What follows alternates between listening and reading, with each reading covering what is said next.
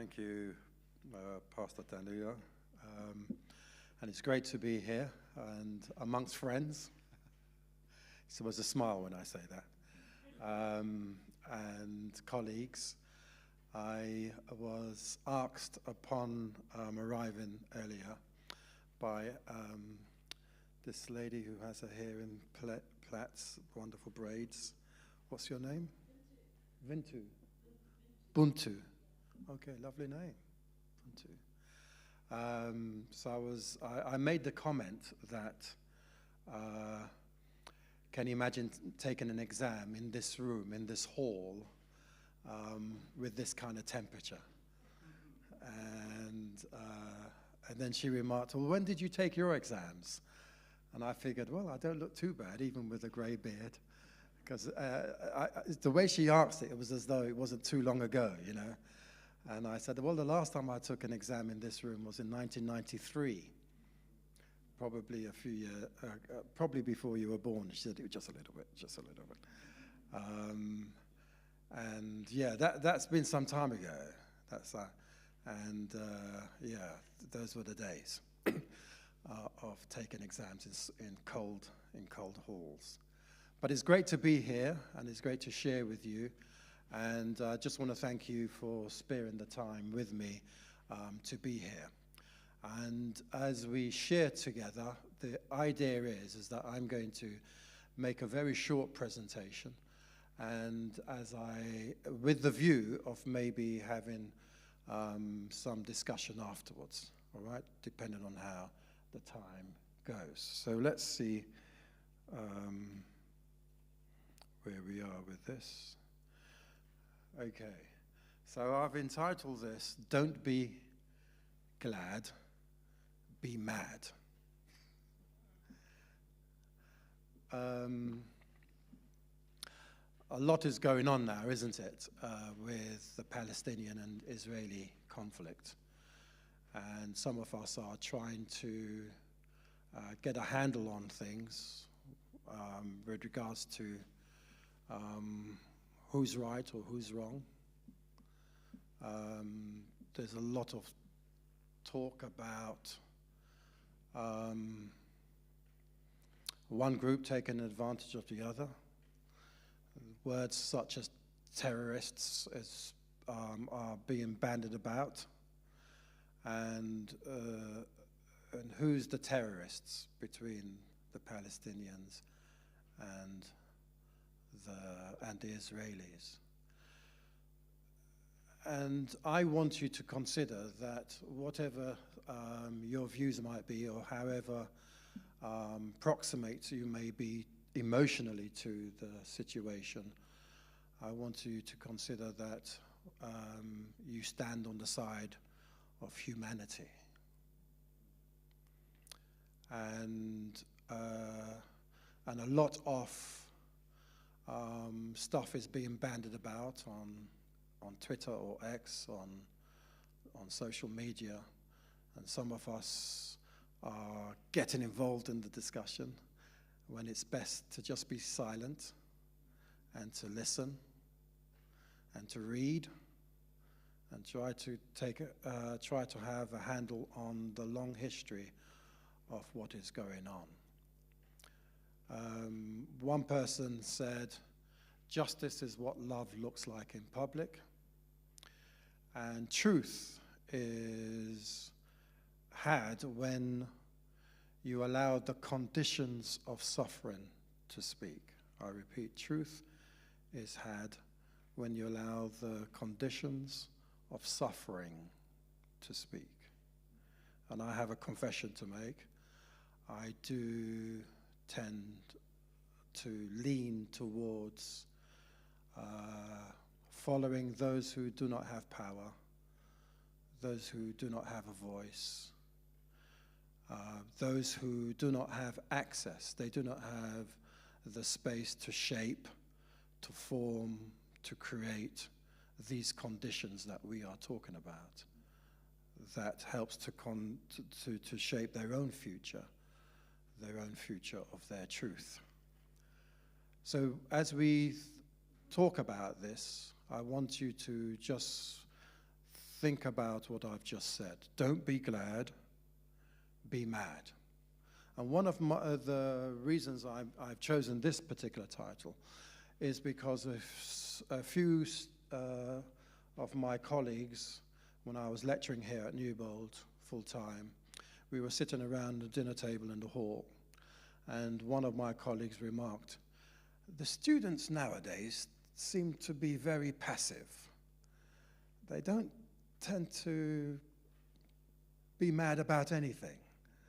There's no cause that you're mad about or protesting about. And we started to reflect around the table and wondered if it's because the type of lectures that we are giving are quite passive and somewhat a little indifferent to really what's going around. I would hope not, but we were just trying to be self-critical. So I'm going to pick a passage of scripture where somebody was mad, not glad, but mad. And we're talking about the Apostle Paul. In chapter 2, verse 11 and 14 to 14.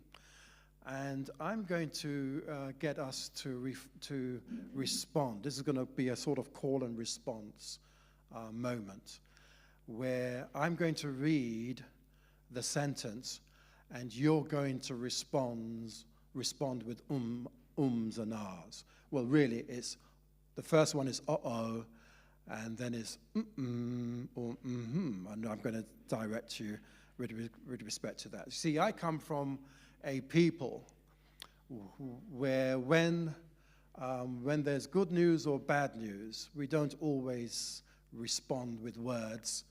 We sometimes respond with our breath. And when we do that, you kind of get the message. And the message is a lot more colorful than any word can actually paint.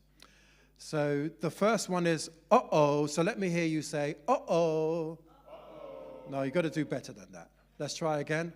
Uh-oh. Uh-oh. Okay, so you see the uh-oh, right. Now, when the arrow is pointing up, you go, mm-hmm.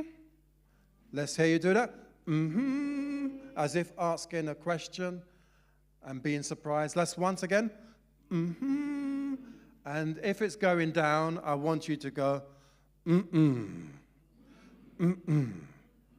Okay, so let's see how we go. Later, when Peter came to Antioch, I had a face-to-face confrontation with him because he was clearly out of line. Here's the situation.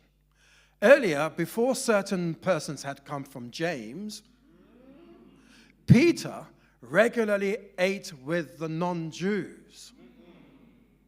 But when that conservative group came from Jerusalem, he cautiously pulled back and put as much distance as he could manage between himself and his non-Jewish friends. That's how fearful he was of the conservative Jewish clique that's been pushing the old system of circumcision. Unfortunately, the rest of the Jews in the Antioch church joined in that hypocrisy, so that even Barnabas was swept along in the charade. But when I saw that they were not maintaining a steady, straight course, according to the message,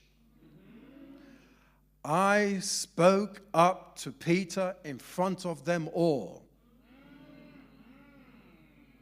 Okay, so this is where you go,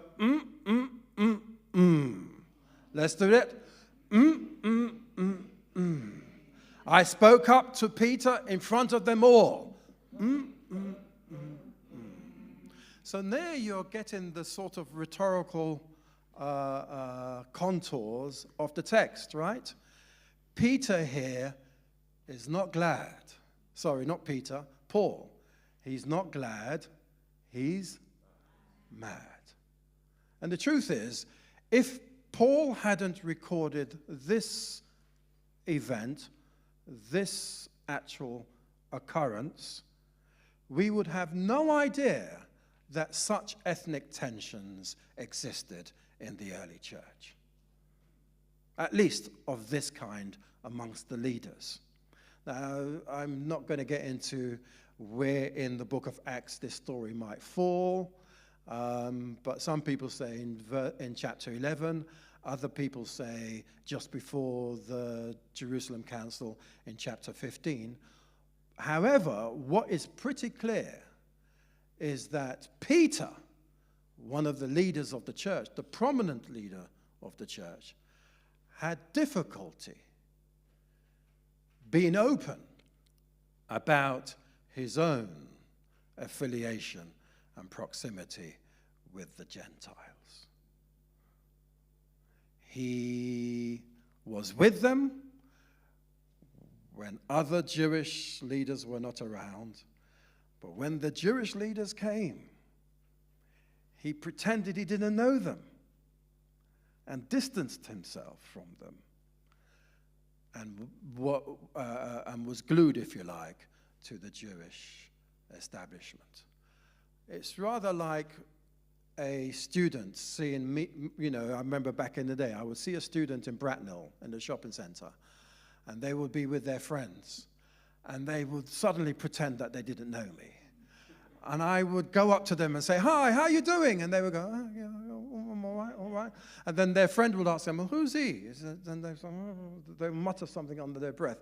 And I don't know because they were embarrassed about me, but clearly something was going wrong. And if I would see the same student, especially if they needed help, they would say, "Yes," and they would call, "Yes," and they would be glad to be in my company. So what's going on here? What's really going on here? Today, we would use we would frame these in racial terms, in racialized terms. Back in Paul's days, there was no idea of different races. The idea of different races is only 500 years old or thereabout. In Paul's day, it was one human race. In fact, in Acts chapter 17, verse 26, Paul is recorded by Luke saying as much. Only one human race. But we had different ethnicities. And ethnicities were associated with one's religion. So a technical term we might use today is ethno-religious. So different ethno-religions, religions connected to one's ethnicity, and the Gentiles were very distinctly different to the Jews. Paul is considered by some scholars as perhaps being a little on the short side. He was considered to have a bit of disability. If you read the end of Galatians, this very letter, Paul actually says that he can't write properly. He writes in very large letters, and that's probably because he had a disability or he was persecuted so much that he couldn't hold a pen. His fingers were probably puffed up. He had a disability. And while reading and also Paul was teased by a Roman soldier for being an Egyptian. He was actually mistaken for being an Egyptian. Probably looked like an Egyptian. And this got me to thinking about another character in British history. And remember what I said, if this was not actually recorded, we would probably not have any idea of this sort of ethnic conflicts that was going on within the church as such amongst the leaders. When information or knowledge is suppressed, it gives rise to a politics of ignorance. I repeat, when knowledge is repressed or suppressed, it gives rise to a politics of ignorance. Ignorance that is recycled over and over and over again.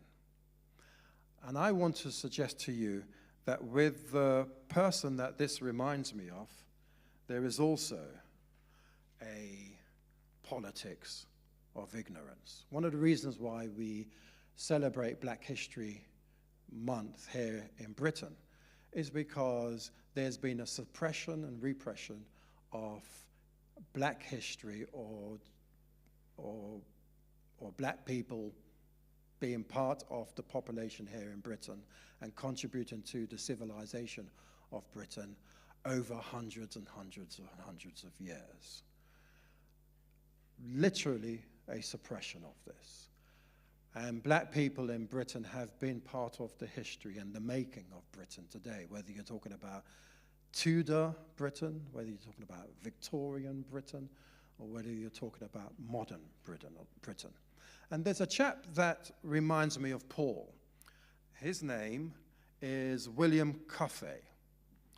William Cuffey was born in 1788, and he died in 1870.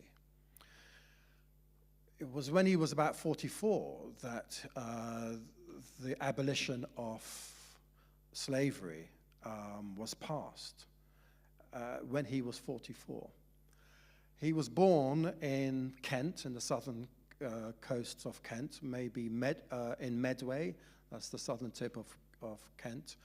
And he was raised by his parents in Kent, and then he migrated to London, where he actually became a tailor.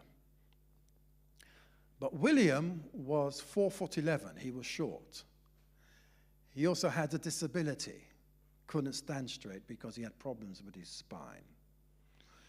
He was often caricatured in the newspapers as being a savage because of the color of his skin. Yet, despite the odds, he led the largest non-parliament movement here in Great Britain in the history, the largest ever in the history of Great Britain.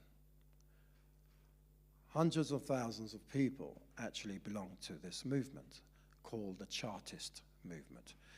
He was the leader in 1848. And what is interesting about William is the fact that he was loved by the working classes, but hated by the establishment. Why was he loved by the working classes? And he wasn't the only Black person in the Chartist movement. He just happened to be the leader. There were several other Black characters in the Chartist movement. But it was because he fought for the weakest link.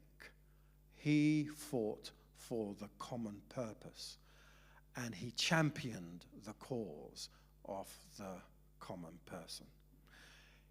The Chartist movement that he led fought for free speech, fought for voting rights, fought for a minimum wage, fought for the women suffrage, which is the right of women to vote also, fought for MPs to be paid, because back in those days they were part of the landed gentry, so they didn't need to get paid, and that precluded other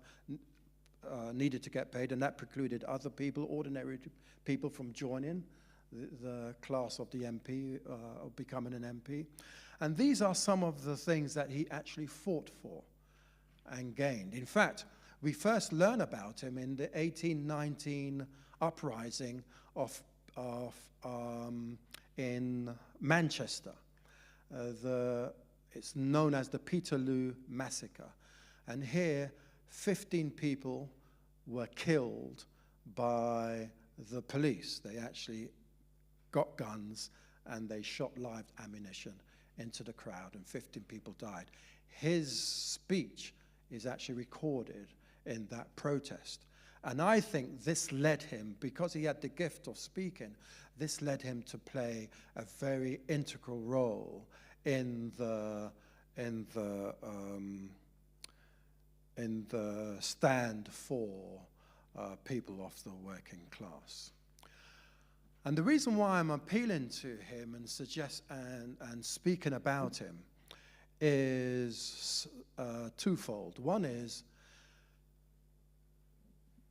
what would your history be like if you were brought up in Britain, as I have been, and you were taught this particular history?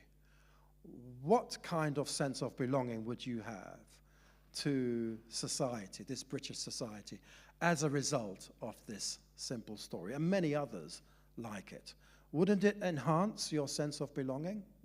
I put it to you, it would.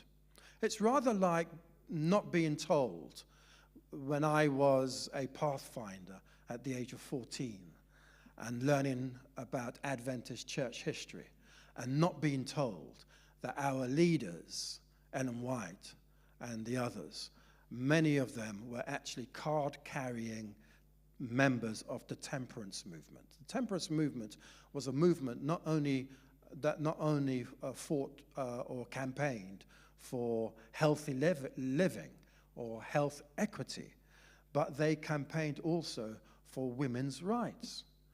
What if I learned at the age of 14 that my church, in the inception of it, actually had leaders who were abolitionists? They actually fought against the state in America and housed, against the laws of America, housed and hid African slaves who were escaping from the South. What would I think of my church at the age of 14 if I were taught that? And some of you are looking at me like mystically as is that true? The point is, justice is what love looks like in public. And we have a duty as a people to speak up and stand for justice. There are moments in our history, whether in or outside of the church, where we shouldn't be glad, we should be mad, and we should speak truth to power unashamedly and unadulteratedly. It might get you in trouble, but at least you will be standing for something that counts. And that's what happened to William Cuffey. He got in trouble, and the establishment pounced on him, and they stoke up false charges against him. And as a consequence, they sent him, as they did, many prisoners back in the day, many people who broke the law. They sent him to the other side of the globe, to Tasmania, the penal colony there. And that's where he actually ended up dying. In fact, the Tasmanians actually created a song in honor of him because of his reputation and the work that he actually did. So, what say ye when I say to you,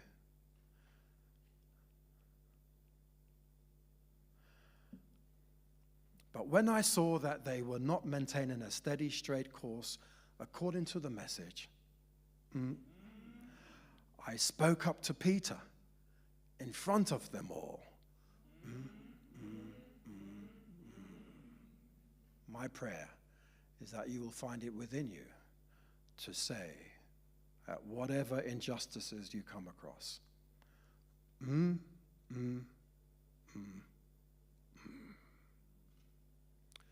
Okay, time has probably gone, hasn't it? Do we have time for questions? Okay, so 5 minutes maybe. Any questions about anything? Where can I find some of that stuff? Like if you were talking about the suppressed stuff, where can I find that? About repressed or suppressed history, you mean? Yeah. Okay, apart from Google, which is the obvious choice. In some of our classes, we are actually, when we talk about the suppression of women in the history of the recording of the Bible, some of that comes up, and you will find texts around that. I will be teaching a class next semester entitled Race, Identity and Nation, and we will be talking about themes around that, the suppression of material, that as a result gives us a false impression of the narrative, of the story of the text. But there are, there are many books. If you do any, probably a good book to start off is a book by his name escapes me now. Ebenezer. It will come to me. But he used to be a professor of pastoral studies at Birmingham University, and he wrote a book entitled "The Post-Colonial God," and and there he looks at themes about how the God story is being told, and how repressing certain facts and certain realities and certain narratives produces a kind of God that is not complete, a God that is not whole, a God that is in some cases a monster. And so he helps us to redress that and helps us to fill the gaps, especially the socio-cultural gaps. All right, so the post-colonial God is the one I'll leave with you. That's a good question, mind. Any other questions? Yeah, that's my bad. I should have had it here, and I should have played it for you. I can get it for you. It's actually in my laptop, so I'll get it for you. Yeah, it's a folk song about him. Yeah. Any other questions?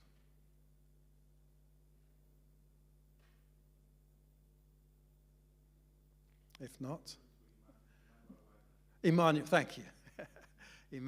Professor Emmanuel Lati, that's the guy who wrote The Post-Colonial God. And he's written other texts as well along with that. Thank you. Any other questions? If not, I know you'll be asking questions around the dinner table, lunch table and in the corridors. But my prayer is really that at the injustices which you see, silent or loud, that you will speak truth to power and stand on the side of humanity, and even find it within yourself to say, Thank you.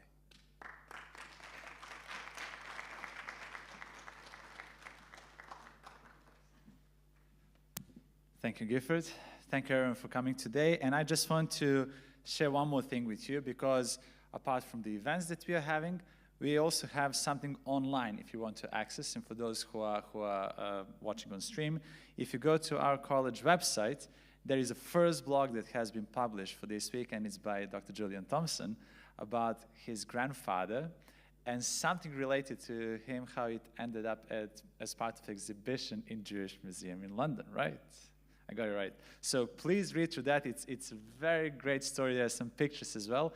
And then we are going to have another blog by the end of the week from the person that you all got to hear during the Week of Spiritual Emphasis, and that's Clarence Jackson. Clarence has also made some videos that's very interesting, very inspirational when it comes to Black identity, and he was very passionate to share that and to write something about that as well. So you're going to be blessed with the online content as well. I wish you all a blessed day and amazing lunch now. And see you tonight for the experience, those who can come. Thank you.